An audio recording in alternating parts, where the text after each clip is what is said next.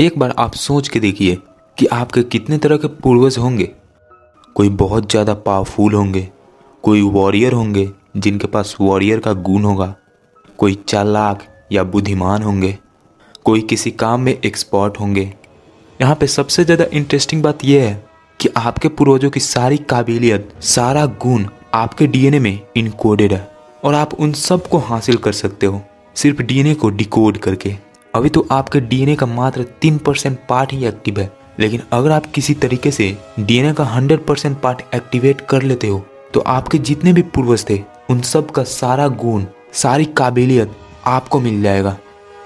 इतना ही नहीं, अगर हमें अनुनाकी गॉड, जिनके बारे में मैंने आपको पिछले वीडियो में भी बताया है, अगर उन्होंने ही अपने डीएनए को बंदर के डीएनए के साथ मिलाकर हमें बनाया था तो उनकी भी सारी काबिलियत, सारी पावर्स हमारे डीएनए में छिपी हुई होगी। पूरा डीएनए को एक्टिवेट करके आप उनकी भी सारी रहस्यमय पावर्स हासिल कर सकते हो।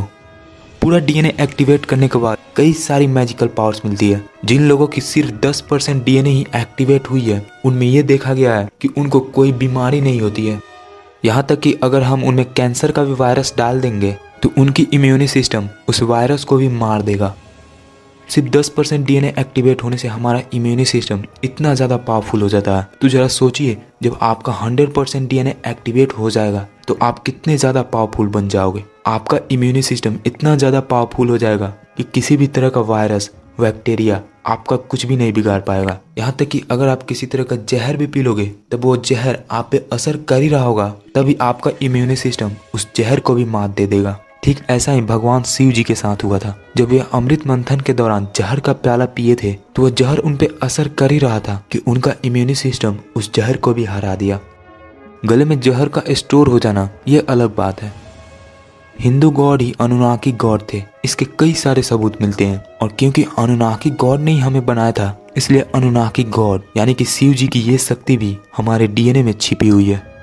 100% डीएनए एक्टिवेट होने के बाद किसी भी तरह का वायरस, बैक्टीरिया या फिर पॉइजन हमारा कुछ भी नहीं बिगाड़ पाता है। साथ ही हम लंबे समय तक भी जीते हैं, हमारी हाइट भी बढ़ जाती है और क्रिएटिविटी बढ़ जाती है। 100% डीएनए एक्टिवेट होने के बाद हमें कुछ साइकिक पावर भी मिलती है, जैसे कि टेलीपैथी। इस शक्ति से आप बिना बोले ही दूसरों से बात कर सकते हो, उनके थॉट्स को समझ पाओगे।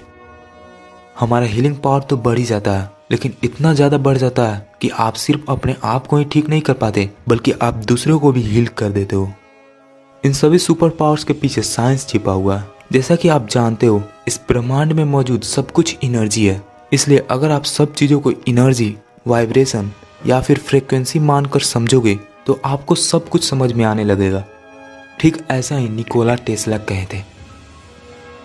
अगर आप अपने अंदर नई काबिलियत लाना चाहते हो, अपने आप को अपग्रेड करके न्यू वर्जन में कन्वर्ट करना चाहते हो, तो आपको अपने डीएनए को एक्टिवेट करने की कोशिश जरूर करनी चाहिए। 3 तरीका मैं जानता हूँ, आप आसानी से उसे यूज कर सकते हो। पहला है मेडिटेशन करके। मेडिटेशन करते वक्त आपको बस ये सोचना है कि मेरा डीएनए एक्टिवेट हो रहा है और आपको उस एक्टिवेशन को फील करना है। उस वक्त अगर आपके रोंगटे खड़े होते हैं या फिर आपके बॉडी में करंट दौड़ने जैसा फीलिंग आता है तो समझ लेना कि आप बहुत अच्छे से कर रहे हो। दूसरा जो तरीका है वह है कि आप 528 हर्ट्ज वाला म्यूजिक सुनकर आप अपने डीएनए को एक्टिवेट कर सकते हो। इस तरह का म्यूजिक आप आसानी से यूट्यूब पे ढूंढ सकते हो। तीसरा जो तरीका है वह है सन गेजिंग। सुबह और शाम में पृथ्वी पे सूरज से ना के बराबर में यूवी रे आता है। उस वक्त अगर आप सूरज को देखते हो तो आपका डीएनए एक्टिवेट होने लगता है। ये तीनों तरीका सबसे बेस्ट है और बहुत ज़्यादा इफेक्टिव है।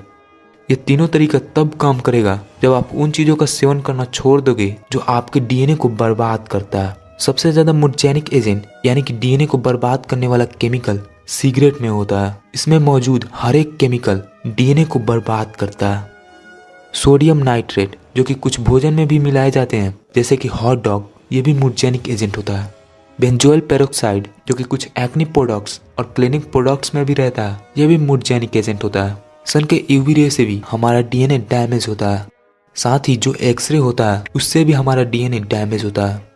अगर आप अभी लोअर स्टेट में होंगे, अगर आपका इम्यूनी सिस्टम बहुत कमजोर होगा तो इन सभी चीज़ों से बस थोड़ा सा ही कांटेक्ट में आने पर आपके डीएनए पे बहुत असर पड़ेगा। लेकिन अगर आप कुछ दिनों तक इन सभी चीज़ों से बचकर अपने डीएनए को पूरा एक्टिवेट कर लेते हो तो आपका बॉडी इतना ज़्यादा पावरफुल हो जाएगा कि ये सभी चीज़ें आपका कुछ नहीं बिगाड़ पाएगा।